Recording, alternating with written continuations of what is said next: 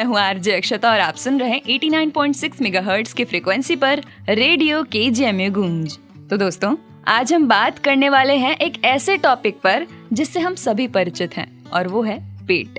कभी गैस, कभी एसिडिटी, कभी पेन और कभी कभी ये छोटी सी लगने वाली प्रॉब्लम्स बड़ी बीमारियों का रीजन भी बन जाती हैं।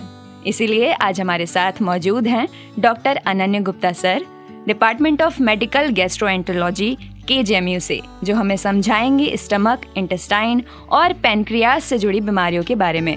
डॉक्टर, आपका बहुत बहुत स्वागत है। थैंक यू, धन्यवाद। नमस्कार दोस्तों, मैं डॉक्टर अनन्य गुप्ता हूँ। मैं department of medical gastroenterology KGMU में असिस्टेंट प्रोफेसर की पोस्ट पे हूँ। मैं चाहूँगी कि हमारे श्रोताओं को भी बताइए कि गैस्ट्रोएंटरोलॉजी क्या है और KGMU में ये डिपार्टमेंट कैसे काम करता है। डिपार्टमेंट ऑफ मेडिकल गैस्ट्रोएंटरोलॉजी हमारे डिपार्टमेंट का नाम है, जो कि KGMU में है। 2016 से ये डिपार्टमेंट चल रहा है प्रोफेसर सुमित रोंगटा के HOD-शिप में। गैस्ट्रोएंटरोलॉजी एक विभाग ऐसा है जो कि ना ही सिर्फ पेट की बीमारियों को, पेट, छोटी आंत, बड़ी आंत, पैंक्रियास, लिवर, गॉल ब्लैडर, इन सब की बीमारियों का जो इलाज है वो इस डिपार्टमेंट में हम लोग करते हैं।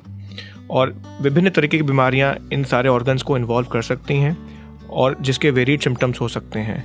तो it is a complete branch जिसमें इन सारी बीमारियों का इलाज होता है। जी सर, जैसा कि आजकल बहुत ज़्यादा पेट की बीमारियां हो रही हैं, एसिडिटी, गैस, ये सारी चीज़ें, तो ये बताइए कि ऐसी कौन कौन सी दिक्कतें हैं जो लोग कॉमन समझते हैं पर ये कॉमन होती नहीं है। तो जब एक मरीज आता है, पेट का मरीज जिसको हम कहते हैं, वो उसके मोस्ट कॉमन सिम्टम्स यही होते हैं कि पेट में दर्द होना या गैस बनना, खट्टा पानी मुंह में आना, बार बार उल्टी होना, नहीं भी उल्टी होना तो उल्टी जैसा लगना, अफारा जिसको बोलते हैं। या कई बार मरीज हमारे पास ऐसे भी आते हैं जो कहते हैं, डॉक्टर साहब हम खाना खाते हैं और खाना खाते ही हमको वॉशरूम जाना पड़ता है। बहुत सारे ऐसे मरीज आते हैं जो कहते हैं, डॉक्टर साहब हमें लैट्रिन बहुत टाइट होती है या लैट्रिन के रास्ते ब्लड आता है। तो ये सारे सिम्टम्स जो हैं, ये एक बहुत ही कॉमन सिम्टम्स हैं, कॉमन गैस्ट्रोइंटेस्टाइनल डिसऑर्डर्स के सिम्टम्स हैं। और मैं सभी श्रोताओं को ये बताना चाहूँगा कि अगर आपको इनमें से कोई भी दिक्कत, कोई भी सिम्टम होता है तो आप अपने पास के किसी भी गैस्ट्रोएंटरोलॉजिस्ट को ज़रूर कंसल्ट करिए। इन सारे सिम्टम्स को लाइटली लेने का कोई मतलब नहीं है। सर, ये सारी चीज़ें होने का कारण क्या है? तो इन सारी चीज़ों का कारण बेसिकली ये होता है कि पेट से संबंधित कोई दिक्कत हो सकती है। 70% जो हमारी पॉपुलेशन है वो एक बीमारी जिसको मैं बताना चाहता हूँ, IBS, जिसको हम लोग मेडिकल भाषा में इरिटेबल बावल सिंड्रोम बोलते हैं, वो उससे ये ग्रसित हैं। IBS क्या है? IBS एक बहुत ही कॉम्प्लेक्स डिसऑर्डर है। हमारा जो गट मतलब पेट और ब्रेन मतलब दिमाग, गट ब्रेन एक्सिस में कुछ ऑल्टरेशंस हो जाते हैं, जिस वजह से ये बीमारी उत्पन्न होती है। आजकल के जो लाइफ के स्ट्रेसेस हैं वो भी एक बहुत इंपॉर्टेंट प्रेसिपिटेटिंग फैक्टर हैं इस बीमारी को पैदा करने के लिए। बीमारी 2-3 तरीके से होती है। IBS-C मतलब जिनको कॉन्स्टिपेशन ज़्यादा होता है, IBS-D मतलब जिनको डायरिया ज़्यादा होता है। जितने भी IBS के मरीज हैं उनमें एक चीज़ कॉमन रहती है कि उनको पेट में दर्द जरूर होगा। किसी को अगर पेट में दर्द हो रहा है और साथ में उसको लैट्रिन जाने में तकलीफ होती है, लैट्रिन डेली नहीं होती है, 3 दिन में 4 दिन में एक बार होती है, तो वो IBS-C का शिकार हो सकता है। इसका मतलब ये नहीं है कि सारे मरीजों को हमको IBS लेबल कर देना चाहिए। अगर किसी को सच में दिक्कत है, साथ में भूख कम लगना, वजन कम होना, तो फिर हमको अलग डायरेक्शन में जा करके उनको इवैल्यूएट करना चाहिए। वो सिर्फ IBS नहीं रह जाते, वो कुछ और भी इम्पोर्टेंट या उससे और बीमारी हो सकती है। तो सर, इसका डायग्नोसिस क्या है, जांच कैसे होती है, इसका इलाज कैसे है? तो IBS बीमारी जो है उसका जांच और डायग्नोसिस क्लिनिकल ही ज़्यादातर बनता है। अगर फर्ज करिए 30 साल की एक महिला आती हैं, वो कहती हैं कि डॉक्टर साहब हमें पेट में दर्द होता है और साथ में कब्ज भी रहता है, साथ में उनको कहीं से कहीं खून की शिकायत नहीं होती, कोई वजन कम नहीं हो रहा, भूख भी ठीक लग रही है, तो फिर क्लिनिकली हम उनको डायग्नोज करेंगे। प्लस हमारे पास बहुत सारे क्राइटेरियाज हैं जो गैस्ट्रोएंटरोलॉजी में डिफाइंड हैं IBS को डायग्नोज करने के लिए, and if they are fulfilling in that criteria तो फिर हम उनको IBS-C या IBS-D जैसा भी ये लेबल करेंगे। अच्छा सर, तो सर एक और IBS के अलावा एक और बीमारी है पैनक्रियाटाइटिस, इसके बारे में बताइए कि ये क्या होता है। पैंक्रेटाइटिस एक बीमारी है। मैं अपने श्रोताओं को सबको बता दूं कि पैंक्रियास एक ऑर्गन है जिसके बारे में बहुत ज़्यादा लोगों को ज्ञान नहीं है। हिंदी में इसको अग्नाशय बोलते हैं। पैंक्रियास एक ऑर्गन है जो पेट के पीछे होता है। उसके सूजन को हम लोग आम भाषा में पैंक्रेटाइटिस बोलते हैं। अब पैंक्रेटाइटिस के भी कई सारे प्रकार हैं। वो अगर उसमें सूजन अभी कुछ जल्दी ही कुछ दिनों में हुआ है तो उसको हम बोलते हैं एक्यूट पैंक्रेटाइटिस। अगर पैंक्रियास में सूजन लंबे समय से चलती आ रही है और पैंक्रियास का साइज छोटा हो गया है और उसकी नली सूज गई है, तो उस कंडीशन को हम लोग बोलते हैं क्रॉनिक पैंक्रेटाइटिस। एक्यूट पैंक्रेटाइटिस और क्रॉनिक पैंक्रेटाइटिस की बीमारियां अलग अलग हैं। एक्यूट पैंक्रेटाइटिस ज़्यादातर उन लोग को होता है जो शराब का सेवन करते हैं। दूसरी बात, या जिनको गॉलब्लैडर में पथरी है या गॉलब्लैडर में पथरी की शिकायत या स्लज है, उनको भी एक्यूट पैंक्रेटाइटिस हो सकती है। ये बीमारी को डायग्नोज करने के लिए बहुत साधारण से टेस्ट भी होते हैं। सबसे इम्पॉर्टेंट है क्लिनिकल इवैल्यूएशन। अगर पेशेंट को बहुत तेज पेट में ऊपर की तरफ दर्द है, जो दर्द पीछे की तरफ जा रहा है, जरूरी नहीं कि पेशेंट का दर्द पीछे की तरफ जाए, साथ में एक जांच होती है अमाइलेज और लाइपेज की। अगर वो बढ़ के आती है और साथ में अल्ट्रासाउंड में भी पैंक्रियास की सूजन दिख रही है, तो इनमें से कोई भी 2 आउट ऑफ 3 अगर क्राइटेरिया फुलफिल होते हैं तो हम उसको लेबल करते हैं कि पेशेंट को एक्यूट पैंक्रेटाइटिस हुआ है। जितनी आसानी से मैंने आपको बीमारी बता दी, उसका उतना ही जटिल तरीके से इलाज होता है। इलाज जटिल तरीके से मतलब वो बीमारी थोड़ी जटिल है ट्रीटमेंट के पॉइंट ऑफ व्यू से। अगर माइल्ड पैंक्रेटाइटिस है तो वो चीज़ें ठीक है। अगर मॉडरेटली सीवियर और सीवियर पैंक्रेटाइटिस जिसमें किडनी और लंग्स में भी इन्वॉल्वमेंट हो जाता है, उस बीमारी का ट्रीटमेंट बहुत डिफिकल्ट होता है। एक स्पेशलाइज्ड आईसीयू केयर की रिक्वायरमेंट उन सीवियर एक्यूट पैंक्रेटाइटिस वाले पेशेंट्स को ज़रूरत होती है। तो अगर ये बीमारी किसी को हो जाए तो शुरुआती लक्षण कैसे पहचाने कि ये बीमारी है? तो शुरुआती लक्षण पेशेंट सबसे पहले बताएगा आपको आकर के कि डॉक्टर साहब हमें पेट में दर्द हो रहा है, स्पेशली पेट में दर्द ऊपर की साइड में होगा और बहुत तेज़ दर्द होगा। वो ऐसा बताएगा कि डॉक्टर साहब इतना तेज़ दर्द हमें शायद पहले कभी नहीं हुआ। वो ये भी बता सकता है मरीज़ कि ये दर्द डॉक्टर साहब हमें पीछे कमर की तरफ जा रहा है। नहीं भी बता सकता है, बट यूजुअली पेशेंट्स पैंक्रेटाइटिस के दर्द को बताते हैं कि हमें दर्द पीछे की तरफ जा रहा है। साथ में मरीज़ कह सकता है कि हमें बुखार भी आया, उल्टी भी हुई, मोशन पास होना कम हो गया। ये सारे लक्षण बता सकता है पेशेंट। एक अच्छा गैस्ट्रोएंटरोलॉजिस्ट, एक अच्छा फिजिशियन इस बीमारी को पकड़ने में सक्षम होता है। अगर वो मरीज़ आके बताता है कि इतना तेज़ दर्द हुआ कि हमको इंजेक्शन लगवाना पड़ गया और वो दर्द पीछे भी जा रहा है, तो पैंक्रेटाइटिस का दर्द हो सकता है। अगला स्टेप होता है एक अच्छा अल्ट्रासाउंड और अमाइलेज और लाइपेज की जांच, जिसमें मालूम पड़ जाएगा कि पैंक्रियास की सूजन है या नहीं। अच्छा सर, इसके अलावा आप हमको ये पैंक्रियास के बारे में लोग कम जानते हैं, तो पैंक्रियास के बारे में बताइए कि और भी कौन कौन सी दिक्कतें हैं जो लोगों के सामने आ सकती हैं? बहुत ही अच्छा सवाल आपने पूछा, क्योंकि पैंक्रियास जैसे मैंने बताया लोगों को पता होता है, बट बहुत ज़्यादा लोग उसके लिए जागरूक नहीं हैं। तो एक्यूट पैंक्रेटाइटिस के बारे में मैंने अभी श्रोताओं को सबको बताया है। दूसरी बीमारी होती है क्रॉनिक पैंक्रेटाइटिस।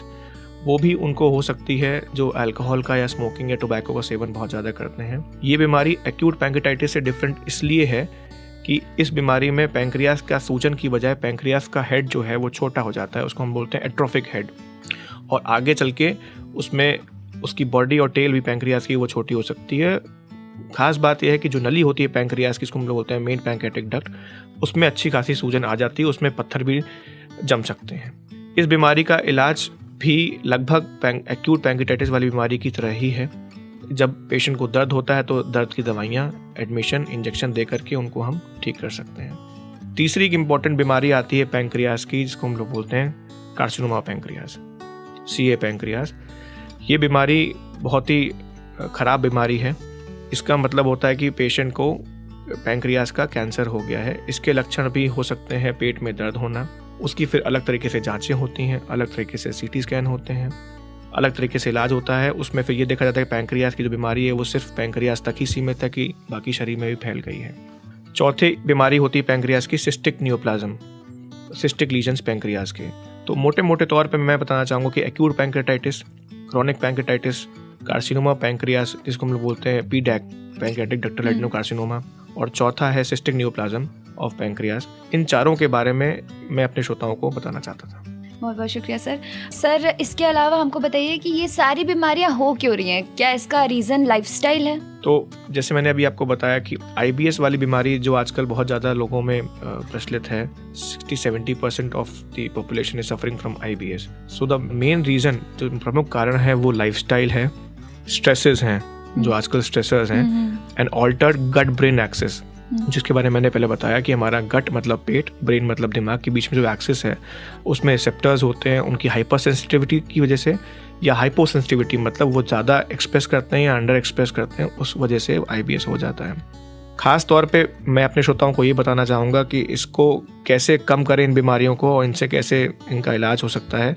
दवाइयों के साथ साथ आपको कुछ लाइफस्टाइल मॉडिफिकेशंस भी करना इम्पॉर्टेंट है। उसमें सबसे इम्पोर्टेंट बात यह है कि समय से खाना खाना, एक समय में बहुत ज़्यादा खाना नहीं खाना है। जैसे लेट्स से आपको 3 रोटी की भूख लग रही है और साथ में चावल भी खाने का मन है, तो आप जितना भी आपको भूख है उसका 60 to 70% ही खाना खाइए। अच्छा। भर पेट खाना नहीं खाना है कभी भी।